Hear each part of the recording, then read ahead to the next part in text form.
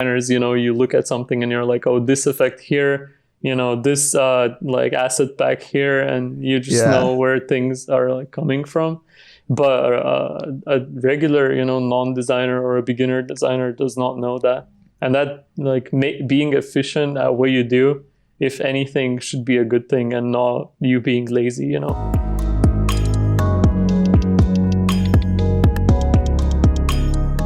Hey everybody, welcome back to the Jesse Nyberg Podcast. If you're here on the YouTube, hit that like and subscribe, rate and review on iTunes. Today I'm really excited. We have a guest here, Reika. Been talking to this dude a little bit on Instagram and stuff. He has a very unique style and I'm excited to talk to him. So how you doing, man? I'm doing good, man. I'm really excited to be here as well. It's my pleasure to be here because, we talked, like you said, quite a few times. Like, we had the whole group chat going on, but we never actually spoke like live. And I remember like a couple months back, I think might have even been either early this year or last year, when we actually were like, hey, let's get on Discord, like a whole bunch of us, and just talk, and we never did. So I'm really happy to like yeah, I know, that was as cheesy as it sounds, to connect with you guys. Yeah, for sure. We had that was like in our NFT craze when we were in that group chat, and everyone was... I'm trying to get back into it though right now. Yeah. I don't know. It's like, for me, I felt like there's definitely like, I very quickly realized there's type of people that are perfect for it, and then other people that should just not do it, including myself.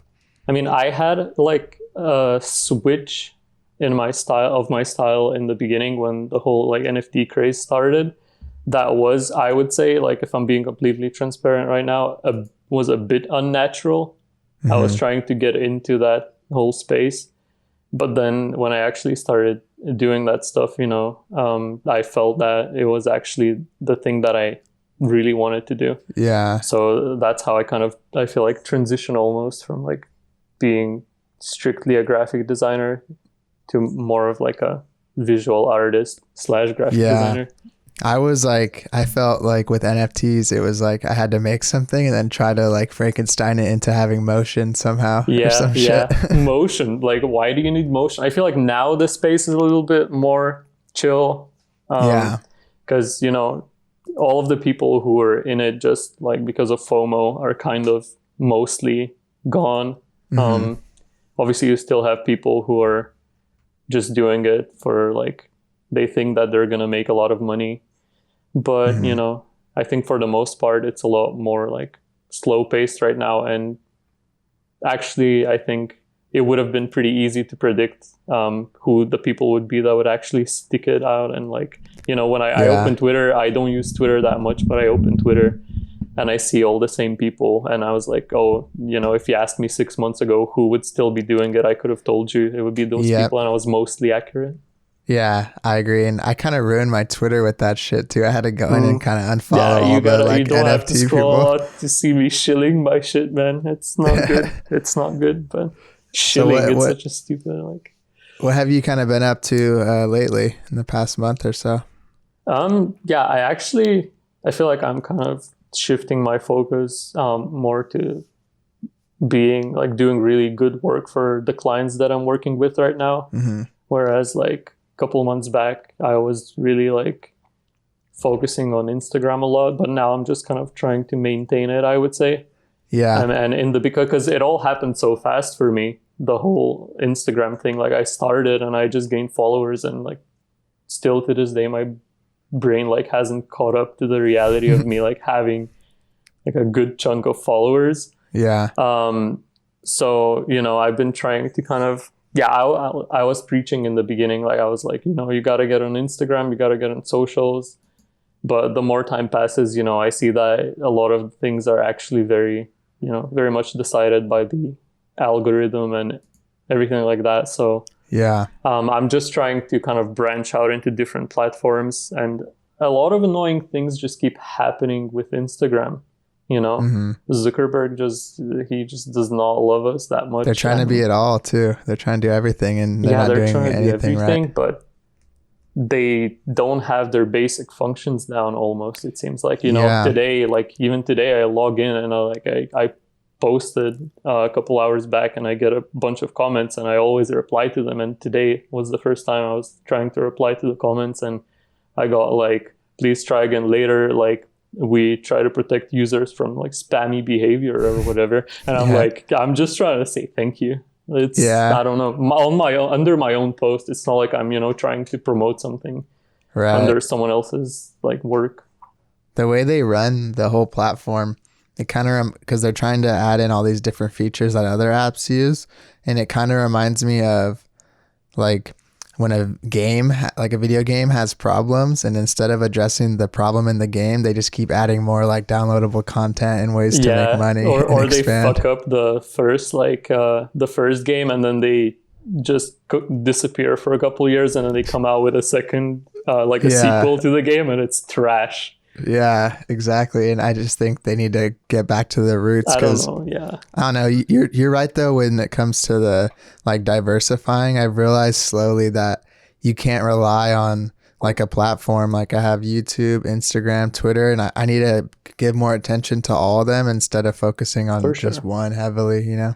Yeah, because, you know, what if it just disappears one day? Like, honestly, if we were trying to predict something, I would say that Instagram is just gonna like, it's probably going to die slowly, in my opinion. Yeah, I think if any of them were to next, I could see that one out of like the big five or whatever. Yeah. What do you think is the next like big platform then? I mean, I knew TikTok would be big. I could tell when it first came out with like the way that the younger kids like were using it and how it was like popular it was. Yeah.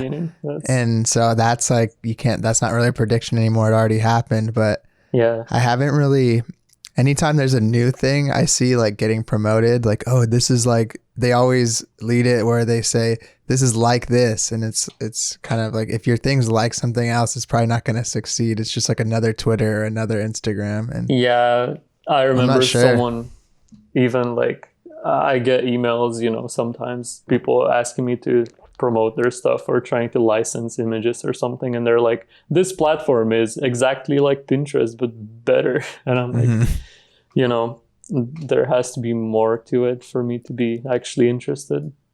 Yeah. But yeah, I think everything's just, especially with TikTok and stuff, I've realized that it's just everything's video. Everyone's wanting to do video. I think the more we get into this like shorter form, like content, like have to grab your attention stuff, the farther away we're going to get from still images, because people are going to be so like, they're so desensitized. Like they need like so much stimulation to look at every second, you know? Yeah, and some days, you know, I even feel envious of the people who have content that just like kind of similar to when the NFTs started. Some people just continued doing the work that they were doing. Like Malavita, for example, you know, has work that just fits the space. And then she can also animate it and it fits video. And, you know, a bunch of 3D artists are just like, it just works well for them to kind of transition into any space that they want. Whereas like you and me, you know, we're doing mostly like 2D or like still stuff. So it's hard to like, it takes like extra work if you want to hop on the video platforms. So it's not like you can just kind of put your work up there, you know, because you would be posting it anyway. You just go on TikTok and you post it. Like for us, we have to think of something like, you know, maybe like a time lapse or a tutorial or something if you want to get into that space, which, you know, is a lot of extra work and sometimes you just don't have the time. Yeah, it's definitely easier when the medium you create in already caters to like the trend rather than having to try to like force fit whatever you're doing into like what's cool right now. For sure. I think like you've definitely, speaking of like you're saying the stuff we do, you definitely kind of solidified your style over when I first started following you, and now it's kind of switching up a bit. But how long do you think it took you to kind of hone in on like all the type of gradient stuff and things like that you do? Well, if I'm being completely honest, I still don't feel like I have like honed in on anything or that I like have a fixed style in place that I'm not going to change, because, I have days sometimes where I wake up and I open my page and it's like, this is not what I want to be doing. And then other days, I just feel really good about it. And if you want to like be sure about something like this, you have to really keep track whether, it's actually what you want to do, and whether it's coming from like your like thoughts and your ideas, or if it's just nice comments and a lot of likes. It can definitely like be difficult to distinguish between like clout and staying true to yourself. But I feel like when I kind of started working with the 3D figures, I really felt like that was the thing that I wanted to do. And then everybody started doing it. I know I wasn't necessarily like the first person to do it, I think. But it felt like, I really just kind of doubled down on that style, and I just started whipping up those pieces every day for like a couple months, and now everyone's doing it. And that's what, now I have like two options. I either like own it completely and I'm like, I double down even more, if that makes sense. And I just start kind of translating that into many different like mediums, that particular style, or I kind of move away from it and start doing something else, which, inevitably you still have people who are going to try to emulate it in some way. So I'm just at the moment trying to figure that out. And, the past month or two were kind of slow for me, like with posting, because, I feel like I really like the stuff that I'm doing. And then I just have days where I'm like, no, I need to take some time off and like reevaluate. So I just been kind of adding new elements or just trying to switch it up a little bit, not too much, but, I think I have almost like a running joke with a couple of friends in the community here that I keep reinventing my style every couple of months. Like it's almost very obvious if you look at my profile. Sometimes you just scroll and you see like something completely different for like, a grid of like 9 or 12 4 or 12 like rows.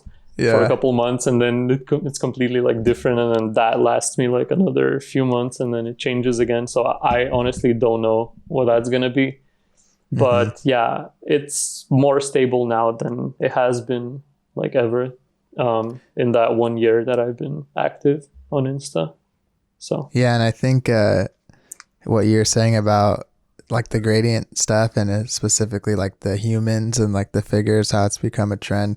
I think the fact that if you are doubling down on it, once that kind of isn't like the coolest thing anymore, it'll show that you were there before, during, and after. You didn't just like it, you don't want to get mixed up with the trend, Yeah, for sure. Because sometimes I do get salty about that as well. Like I believe I've posted on my story before. I was like, I've been doing gradients before you started doing gradients, and I'm doing them now, and I'm going to do them like when you stop.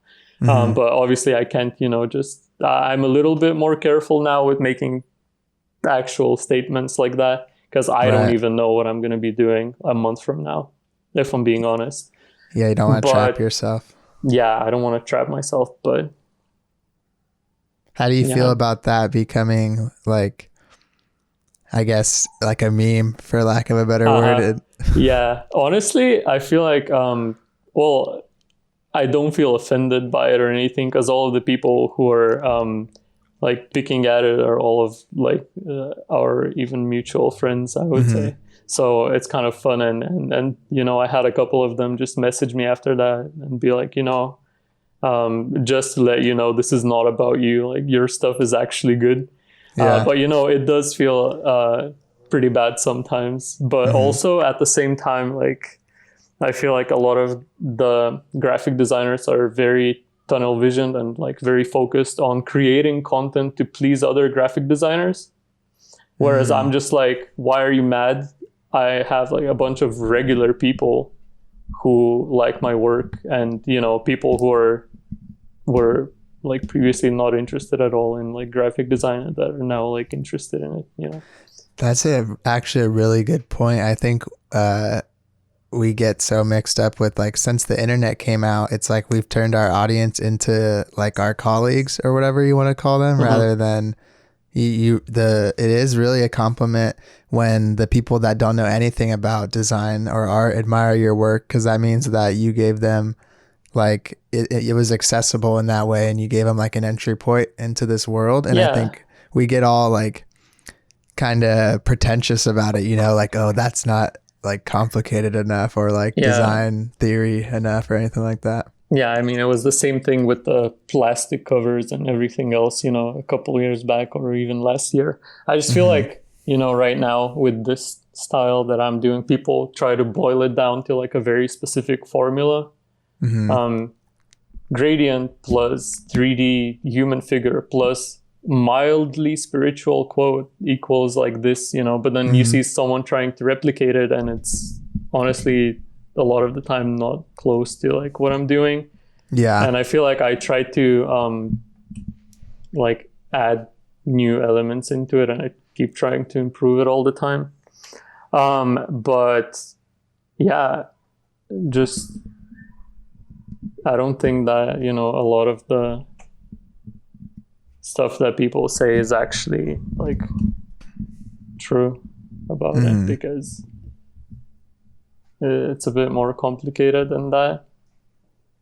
Yeah, I think that whenever there's something that I guess gets like adapted from other sources, it's always going to get like muddied down and kind of bastardized into like its simplest form, to where, because like with the plastic you mentioned, like when Black Market and all them first started doing that, like objectively it looked fucking cool. There's no one, you can't say that didn't look cool. That's why everyone copied it, you know. But then once you use the same shitty, like you put a vinyl texture on a poster, that's when it started to get kind of silly, you know.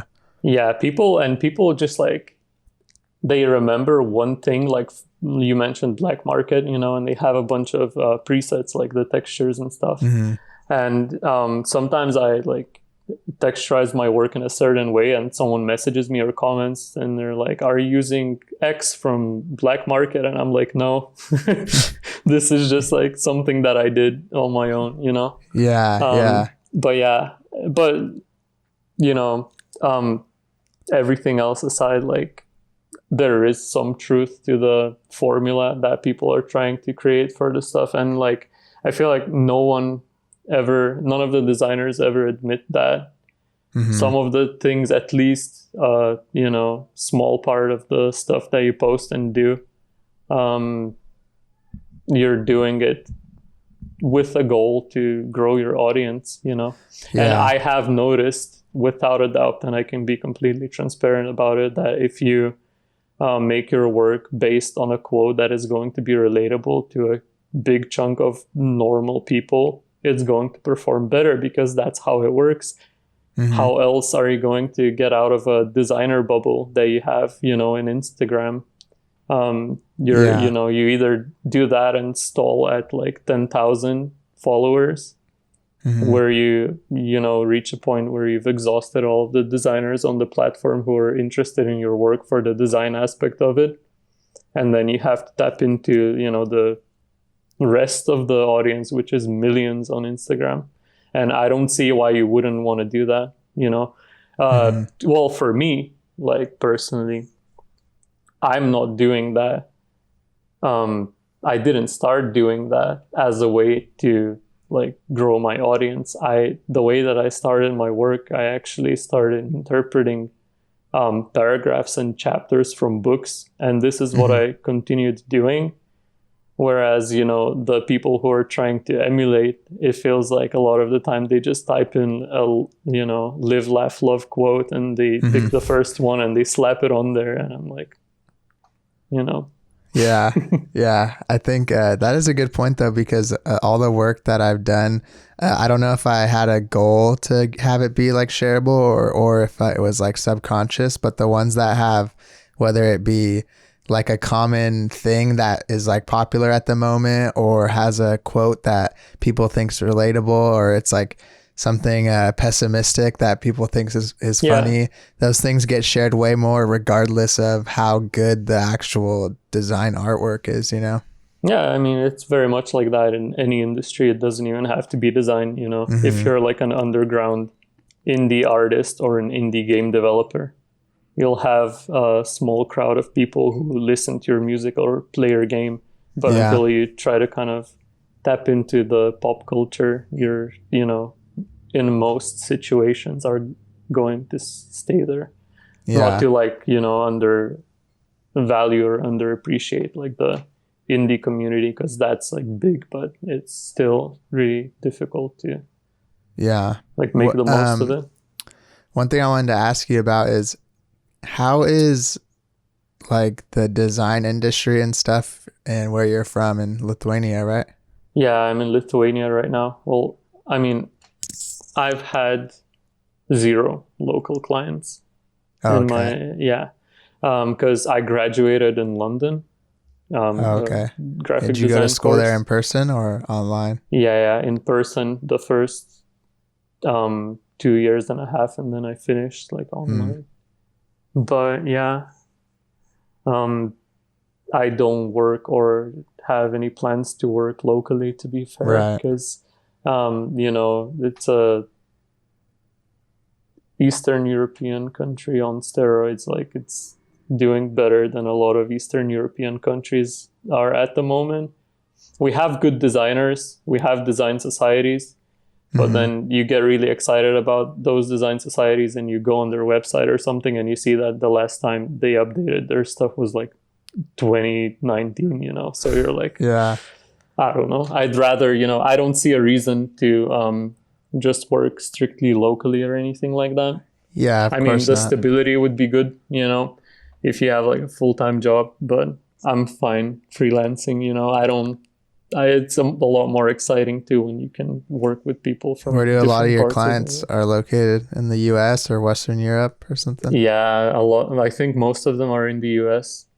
I had like a 90%, I would say, and then like Western Europe and Australia or something. That's nice though, because you're living in Lithuania, you know, and if you're getting paid from someone in the US, you're able to stretch that money a lot farther where you're located. For sure. Yeah. So, you know, it doesn't feel as there is less pressure to like, you know, pay bills or something, because you can kind of save up a lot of money if you're not leading a totally crazy lifestyle, which I'm not. Yeah. And if me and you worked on the same project, you know, at the end of the day, I'd only be able to pay with X amount of stuff from it. And maybe to me, I'd be thinking that was like, all right. But if I lived somewhere like around where it would be like, that was pretty good, you know, pretty good project. Yeah. I mean, it is still like, a lot of the things are still pretty expensive. Like sometimes I just, out of curiosity, go on one of those websites where you can compare cost of living. Like we have low rent and stuff like that. But, you know, if you go out, you're still going to be spending a lot of money and you don't even know where it goes a lot of the time. You're just like, what the fuck? So, you know, shopping and stuff, you know, all of the big brands, you know, they have a consistent price throughout the entire world, so it's not that different. But rent, transport, you can save on for sure. So like you're talking about if it's like a grocery item that's like Lay's or whatever, it's going to be the same price throughout the I never really thought about that. That's a good point, because if they adapt a little bit to like the, you know, whatever country it is, but they can't completely change their price. Yeah. What kind of freelance stuff have you been doing outside of, obviously I just see you post on your stuff on Instagram, and we talked a little bit about the NFTs. I don't share a lot of the client work that I do, and it's not at all because it's like not exciting stuff or anything like that. I feel like mostly I work with musicians, small musicians, and people dabbling in fashion, and these are actually the most exciting projects for me. But I also work on more corporate stuff sometimes, you know. I have a couple of branding projects that I have going, and those are fun too. But, I definitely always look forward to the cover art or the album artworks. They're the most fun for me to do, for sure. Do people that come to you for the more like artwork based stuff rather than branding and such, looking for that style of things you post online? Yeah, it's almost like always people being like, hey, this is like a really nice piece. I want something like this for my, album or something like that. Yeah. Which is a good thing because, I've always heard people preach like, post more of the work that you want to receive from clients. Yeah. And it's been absolutely true for me because no one asks me to do different stuff, like completely different to what I post, because they know what I do and they come to me and they're like, aware of what I do, and they respect that, particular style, and they give you even more creative freedom a lot of the time because they're fine with it as long as it is in that vein. Yeah, I always tell people, like, when you're setting up specifically like Instagram, I think is a little bit more free. It's just the social media. But when you're setting up your portfolio, you should be only showing the work that you want to do. If you're putting in stuff that you didn't like doing, even if it's a high-end client or whatever, people are going to end up coming to you for that same thing, and you're going to fall into a trap of continuously doing things you don't like, Yeah, it just really depends what your priorities are, at that time. If you're just trying to make ends meet, then obviously you'll do that. But if you, are more kind of free to do whatever you like, then for sure, like the best tip would be to just only share the work that your best work and the work that you like doing. Because like you said, if you put up a bunch of corporate stuff, but what you want to do is actually, experimental, like digital art, then no one's going to know that you want to do that. And naturally, they'll just come to you for the corporate branding. Do you not post the other stuff because it doesn't fit within like a theme, or is that why? Well, to be fair, I think a lot of people who visit or like find my page, they want to see consistency, I feel like. Yeah. And if they see, me doing the work in my style, and then they see kind of something a little bit different, they might be like, oh, I'm not sure what this guy is posting. And then they might not want to stick around, Yeah. But it's not that I don't like the work. It's just that, a lot of the time you also have people who have not yet released their album or something. They don't want it leaked. Yeah. And then, it's been like months and they've released it, but you don't even know about it a lot of the time. So you just kind of forget. Yeah.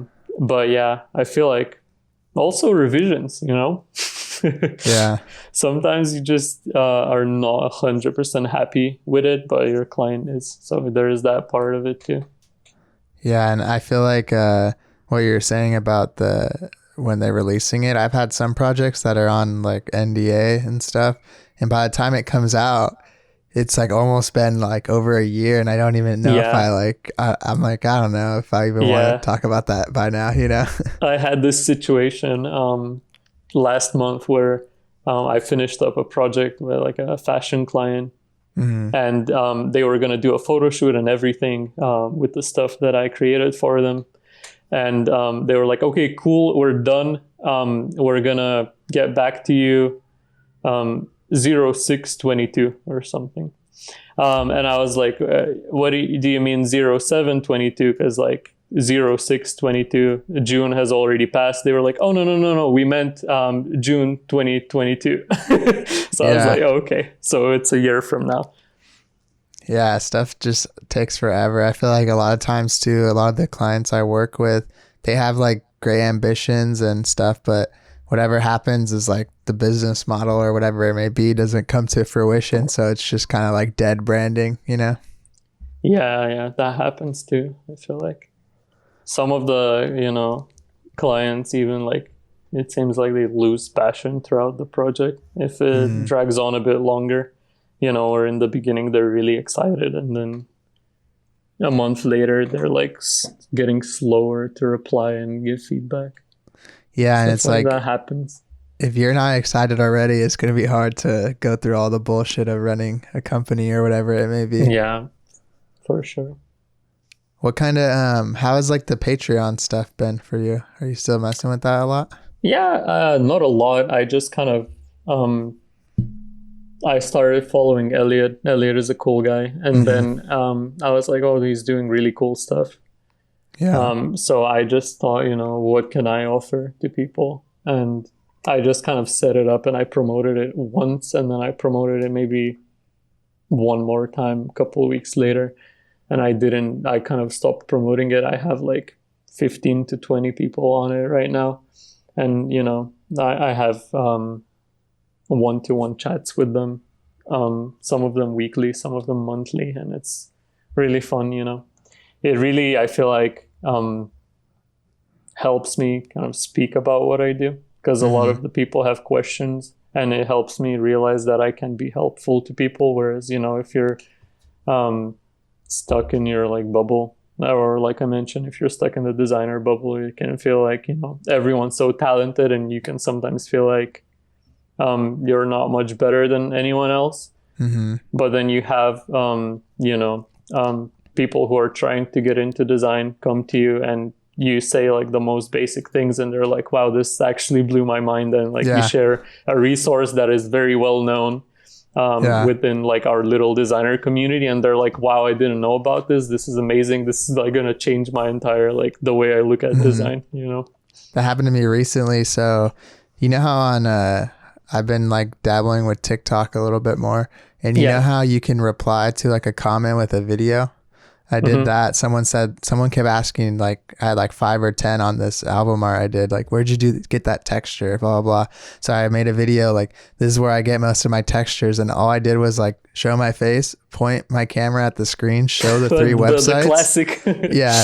And I showed the 3 websites, and it got like almost 200,000 plays. And it was literally like black market, texture fabric, and like, I don't even know, whatever the other one was I showed. And to us, it's like shit that we hear about and see all the time. But all these people were like, you're a fucking legend and all this shit. Like, thank you so much. Yeah, because, that's what I mean. Sometimes we're just so like stuck in our design community that we just forget that there is, billions of people who are not designers that can be, your potential audience as well. I always think about that when I always find it hard to think of like tutorials or things to teach people, because it's hard to remember things that you know now. Like, it's hard to remember how you felt before you knew them. You think everything is just common knowledge, and it's like it's done. You have a bunch of presets. You kind of make your process so efficient at one point that it's just very intuitive. Especially like if you've been using the software for a long time, sometimes you just have an idea in your head, and you kind of almost know the exact steps or the exact software to use and how to like, which buttons to press so that you get the almost like exact thing that you had in your head. Yeah. It's weird. Like, I think that I've talked about it before. It's like the Dunning-Kruger effect or something like that, where you, when you're a beginner, you think you know a lot and you really don't know much. And then as you learn more and get better, you realize that you don't know that much at all. For sure. Yeah. Because you see some people online that are just starting, and you could tell that they think they know everything, and you're just like, you'll see one day once you run into a couple problems. That was kind of a thing that I felt like when the whole NFT thing started. Yeah. As well, when everyone was like, suddenly everyone's an amazing 3D designer. Yeah. But then also at the same time, you just like, download Blender and you use it for a couple hours, and you're like, oh, I can make this too. Yeah. A lot of the stuff is very like stock as well. So sometimes the things that you don't know how to make just seem very intimidating and like difficult. That's a good point. I always look at 3D stuff, and a lot of it's super impressive. I'm not discrediting that, but I always thought that everyone like sculpted everything, And I was damn, this looks hard. And then I see like time lapses or something, and they're just like pulling fucking shit from the internet and putting it together. It's like a collage. Yeah, the rigs. Yeah. The humans, man. I know all about that. I've been wanting to still get into it. I've been kind of talking about it forever. I just think that it's so hard to get into something new when you're still like so busy and trying to perfect things that you're already doing, you know? Yeah. And everyone I see that gets into 3D, it's like they don't ever come back. They like fall into it. It's like a 3D demon, and I never see them Didn't post. you mention this in another podcast as well with someone? I was relating to it a lot when I was listening to it. I feel like that's true. It's because, you know, it feels like you're creating your own thing, and it's really difficult for me to go back to like working with photographs or something. Yeah. Because I feel like I have so much more control over like the model and stuff. And in the beginning I was using DAZ. Now I'm using like a different thing. It's like, I don't want to get into it too much, but I like my process is so efficient at this point that, you know, I know exactly what I'm doing. And when I, you know, have the idea in my head, I can just kind of make it. Yeah, I think that's good. And I feel like when lately I've been trying to get into a few different things because I felt for a while like the process, I knew it too well, that I was becoming like shortcutty and lazy. And I would just like, I knew that this is going to take, you know, 10% of the time and it's going to perform better online. So I'd fall into that trap. But I feel like that's like, again, like a part of it is the feedback that you're getting from your designer community, you know, from the people who are like,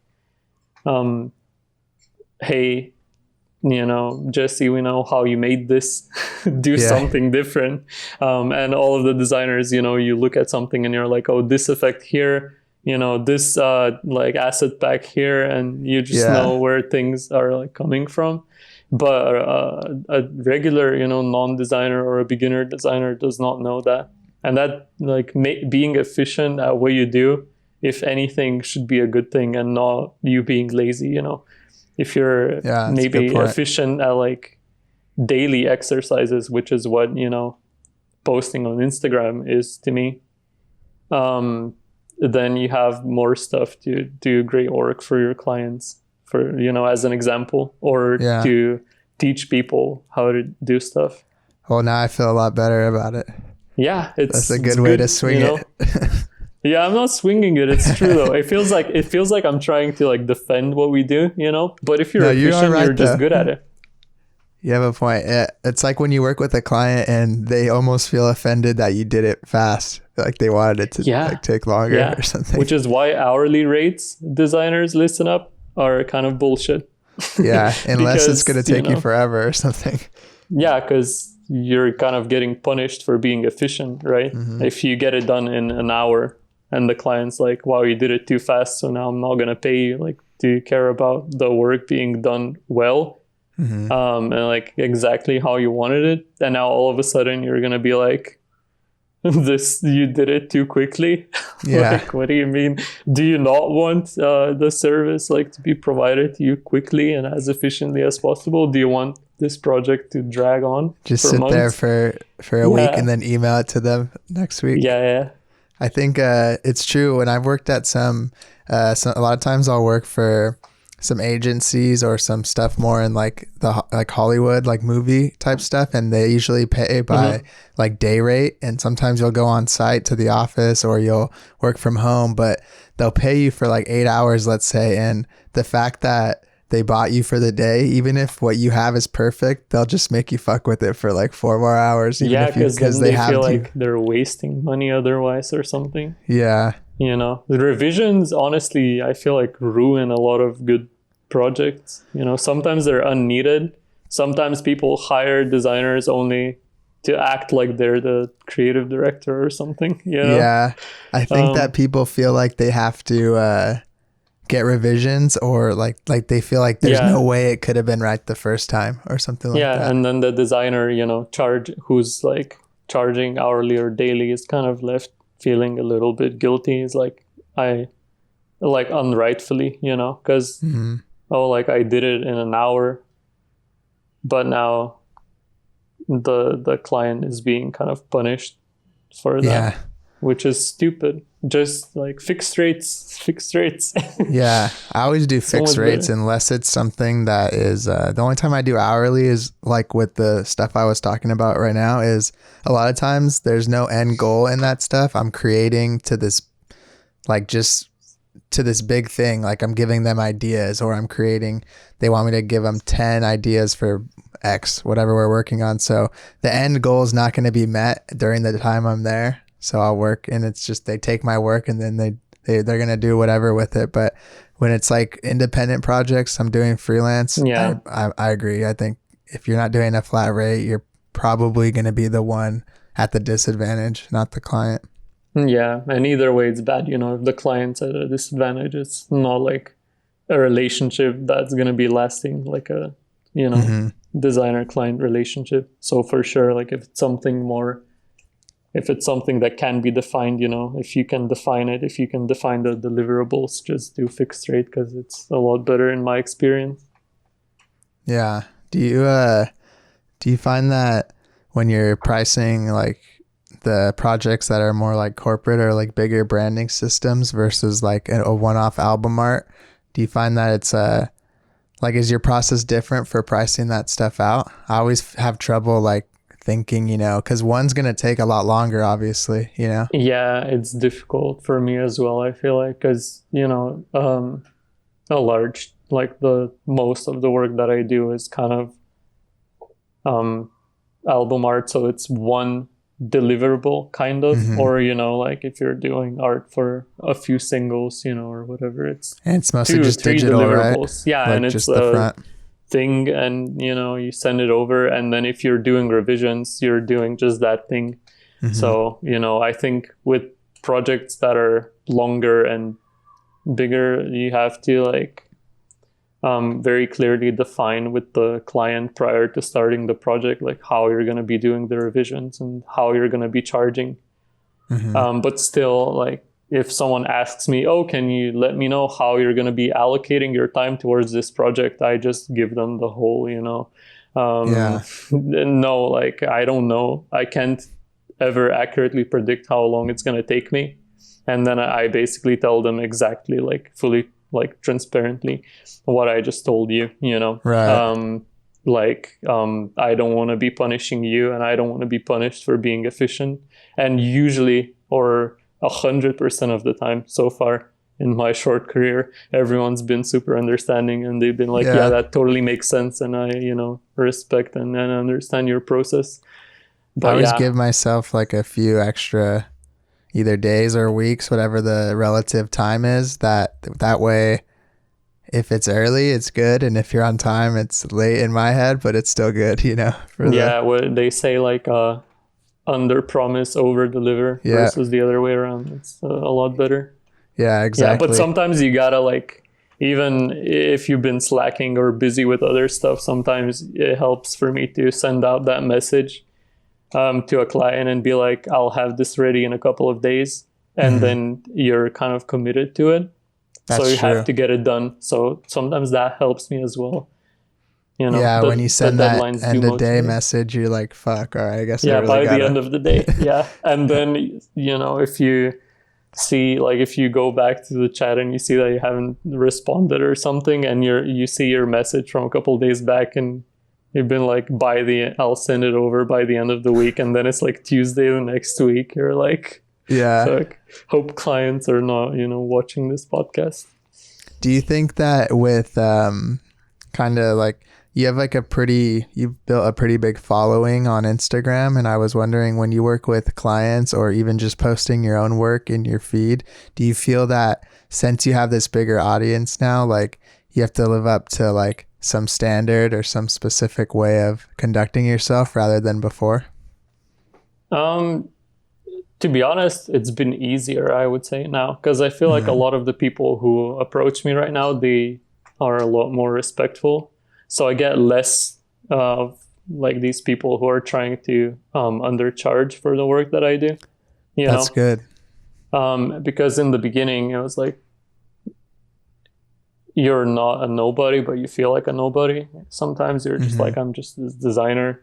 There is 100 other designers like that. Yeah. And you feel a little bit insecure, you know, charging the price that you think your work is worth. But once you kind of get into it, and, you know, the best way to kind of make more money from it is to just, even if you don't believe that your work is worth it, to just kind of I don't know, double your rate or something and go from there. And then once someone agrees, you're like, oh, so other people think it's worth that. So you just kind of keep going like this.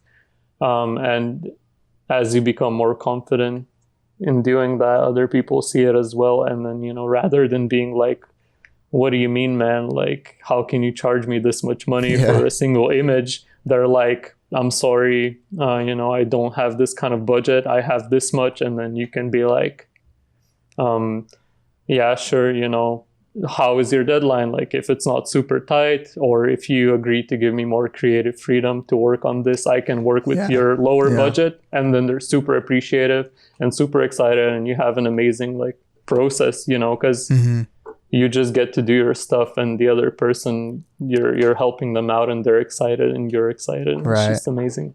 I always say, like, the more I'm getting paid, the more you could fucking boss me around, you know, because if it's a low paying project, I don't want to do 10 revisions.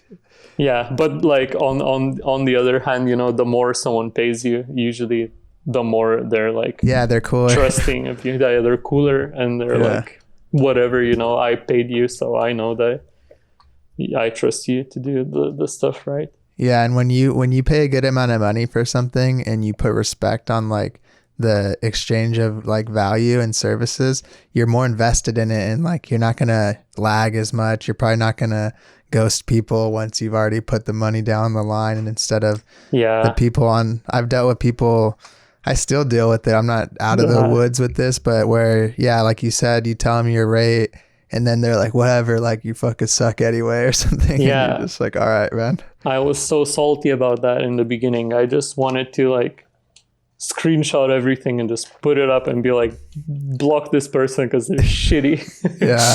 But, you know, now I'm just like, someone's like, this price for what you're doing, I'm just like, swipe, delete. That's it. You know, I don't even look at it. Like, you know, in the beginning, I'd be like, you know, oh, I'm going to at least look at this message and not respond so they see that I've read it. Now I'm just like, I'm not giving it any time. I'm just deleting it. And it's funny because you're mentioning like when you up your rates or you start getting higher paying work as a artist or designer, that becomes like more like the standard, and from then on you can move with those rates. And I've noticed sometimes I get a project that's so good and such a high paying thing that I'm like, hopefully these other ones can live up to that hype, because like that was a really good project. And hopefully that, like, you almost, like, anytime you get paid the most you've gotten paid, you feel like your minimum threshold like raises for what you're willing to do, you know? For sure. But then, you know, I try to like, live up to that price and like keep working, like keep only accepting projects if they're like at or above that price. But at the same time, I don't try to like be rude to people or reject people because they don't match the budget. I try to be nice to them, and those projects, you know, if I agree to take them on, if they have like a deadline that's completely undefined and I'm like, this sounds like a cool project, I'm just going to do it in my free time, even if it's paying less. Because then a lot of the time, like in the beginning when I started working freelance, I was like, sometimes I got into this mindset of not accepting any lower paying projects, where at one point I just had a few that were like paying more, but actually my schedule wasn't even like filled, you know. I had so much free time that I was like, I could absolutely take on a few lower paying projects and be fine with it, because a lot of them are fun anyway in the end. Sometimes I'm like afraid to take on small projects, not in just price, but in what they are. Like, let's say just a poster or just like a social thing, because it's hard to price them to the rate I feel is fair, because what the person's getting also is only just a one-off thing. So they don't see too much value in it. But sometimes I think like they're not worth it. You know, I'm not going to do posters or commissions in that sense. But then I realize I make them for free almost every day, and I just put them online, you know? Yeah. And then, you know, with these projects, when the potential client is super appreciative, you know, you get more freedom as well, because they're like, thank you for agreeing to work with me on this. And then you can make it into something that, you know, you would be able to post because it's so close to what you do and what you want to be like showing to people. I was reading in another interview you did. I don't think it was the podcast. I think it was like a written one. And you were saying that you don't believe in creative block. And I was wondering if you could elaborate on that a little bit. Yeah. I feel like a lot of the time, all it takes is just to kind of sit down and start making something. Like creative block, you're not creatively blocked if you're able to do something, you know, even if it's not like up to your standards or up to whoever's standards, your little designer circle, you know. You're still making something, and I don't think that's creative block. You know, creative block would be if you're depressed and you can't get out of bed and make something. So I feel like, and a lot of the time people claim that they have creative block when they're not doing anything actually. But as soon as you start making something, 90% of the time, personally, you know, it turns out to be a really good thing, and a lot of the time even better than what you've been making like previously when you thought that you were at your absolute peak. It's a good point. And I always find that when I feel like I have that block, even if I get started and I run into an actual block on the way, I'll save that file, and then when I come back to it next time, it feels like I already have like a head start, you know. It's already like halfway done, and I can just go in there, and I sat with it for a day, so I can go in there and just like shine it up a little bit or whatever it may be. It's good to do that. 'Cause sometimes I even like switch tabs, or I just close my work for a while, like an hour or two. I go watch like an episode of whatever series that I'm watching, and then go back to it. And I have this thing, my girlfriend's also a designer, so we both have this thing where we make either me or her, we make something, and then a couple hours later we're like, okay, let's look at it again. And we look at it, and if it still doesn't suck like 4 hours later, that means it's objectively like acceptable. Because sometimes you get so like, especially if you're working on something for a few hours, you know, you get so like tunnel vision in the like layout or whatever it is, and you think that it looks good, and then you see it like an hour later and you're like, what was I thinking, you know? Yeah. And sometimes I feel the opposite, like it was good and I fucked with it for so long that it became bad, you know? Sometimes you have a lot of things in your head that are dictating, like, you know, sometimes I find myself like not being able to stop like creating a poster because I feel like it's, for example, not detailed enough, you know. Whereas like even if I was happy with the result, if I had an image and some type on there and I absolutely loved the way it looked, I would just think like, you know, no way I can share this because it's not like elaborate enough. But actually it was so much better in the beginning.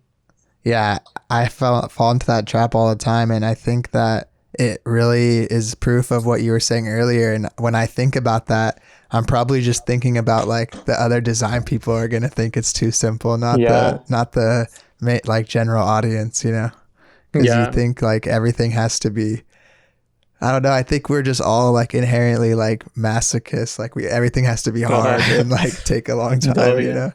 It's really like difficult to, you know, you constantly have to remind yourself that your audience is not just designers. I made a poll like a couple months back.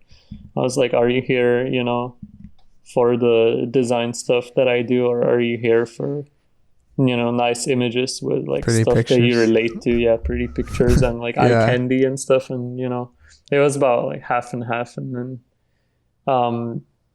a little bit more recently, I made a poll like, you know, are you a designer or an aspiring designer? And a lot of people just weren't. So you have to remember that, you know, and if you want to get like obviously you don't always want to be thinking about monetizing everything that you do, because then, you know, it's going to be harder for you to stay consistent with it.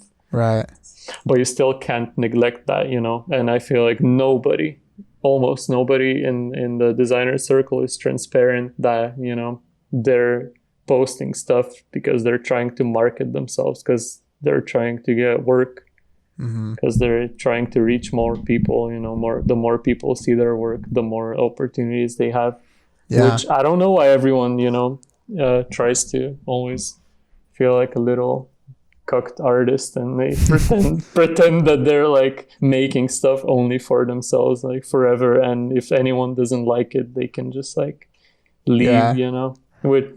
I don't know about that. Yeah, if you really were just an artist making things for yourself, we wouldn't even probably know about it. It'd just be in your garage or wherever it may be. I mean, not necessarily, but you know, a lot of the people are like, a lot of the other things that they say and the way that they act clashes with like the persona that they're trying to keep up online, where they're like, I'm going to wake up and I'm going to do an experiment and I'm going to post it no matter, you know, whether people are going to like it or not. And then 2 days later, you know, you see the same person being like, this algorithm's so fucked up, like no one cares about my work. And I'm like, well, isn't that what you just said that you don't give a fuck about? You know? Yeah, it's interesting. And I always fall into a weird feeling too, where I want to market myself and be accessible to clients and people that are just admiring design rather than just designers. But also with the YouTube and the podcast, I have this whole other brand that's like specifically for those type of people, you know? So it's hard to, I have to just hope that both people can tolerate the other side of it enough to stay around, you know? Yeah. Well, I guess you do need some like carelessness in there as well, because you know, if you're gonna cater to your audience 100%, you know, then it might not work as well. Because as a designer, like as a visual person, a lot of the time you might also know better what your audience wants to see than they know what they want to see, you know. So you have to experiment, you have to like evolve and build on top of your work, but you also don't want to be pretending that you don't care about like engagement and stuff like that, because like you know, if you don't, why are you on the platform at all? Like I have a bunch of people, or a couple months back, you know, I used to have a lot of people in the comments when I made a carousel post about social media and like performing as an artist on social media, like half a year back or something, and I got a bunch of comments being like, you know, hey, like me or my buddy has been posting on Instagram, and you know, my work is just like, it's unfair to people who do fine arts, for example, you know, because you can't possibly put out that much work and be like posting on Instagram. Well, don't post on Instagram then. But then also, if you want to be performing well, you know, on the platform, you have to play the game. Like either play the game or don't complain about it. And I'm completely transparent that, you know, I am playing the game. I am thinking of how I can make my work more relatable all the time. And I feel like there is no shame in that, because, you know, a lot of the people who are my audience are probably not even going to be watching this podcast, you know, for example. And, you know, we'll have our same, you know, 10 designer friends who are going to be going through the entire podcast. And then you'll have other, you know, aspiring designers, but the people who share my work and the people who are, you know, going to be my clients are probably not designers or not in the space at all. So they don't care. And, you know, I want to be a designer. I don't want to be a broke artist.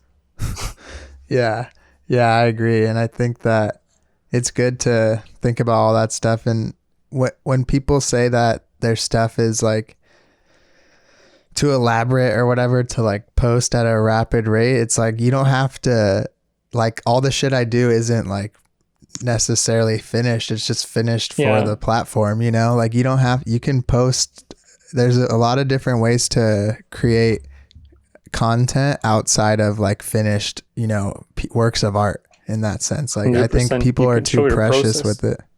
Yeah. Process. You know, you don't have to. The shit that does better half the time is just like a picture of yourself with some kind of art or some shit, you know? Yeah, because people want to see who you are, you know, and I usually reply to those people who complain that the platform doesn't work for them. I'm like, people probably want to see you fail, to be honest. You know, people want to see you fail a little bit. Obviously, you can't fail all the time because then people won't think you're credible, but you have to fail sometimes so people can be like, you know, it's a normal person, like regular person doing it. Yeah. And a lot of the time, you know, those same people who say that their work is too elaborate to like, for them to be putting it out at such a rapid rate. I feel like what they're actually doing is they're completely like not willing to learn about the platform at all. Like if you just spend like some time, you know, trying to learn how to post and how to share your stuff in like a more optimal way, you would realize that you don't have to be putting out content every day or even every other day. You know, you could post once a week, you could show your process.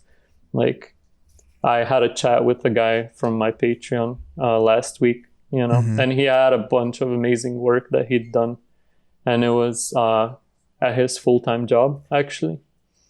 And I was like, this is great stuff. Now, like, listen, you could just post all of this and twice a week, for example, and you would have content for like 4 months, you know? Yeah. And you don't even have to do anything. And now think about all of the stuff that you could be doing on top of that. So, you know, if you do an additional one thing per week, you could probably stretch this out to like half a year of content without you putting in that much more extra effort because you're already doing the work. Just share it and don't be scared of like people thinking that it's not finished or something. Yeah. Yeah.